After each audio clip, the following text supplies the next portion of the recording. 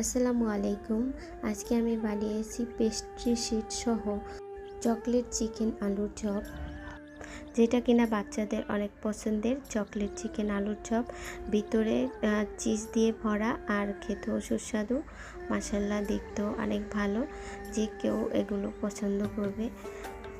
আমার SM cooking স্বামী চ্যানেলে এই রেসিপিটি দেওয়া আছে। যদি কারো ভালো লাগে প্লিজ আমার রেসিপিটি দেখে আমার চ্যানেলটিকে সাবস্ক্রাইব, লাইক করে শেয়ার করে দিবেন প্লিজ।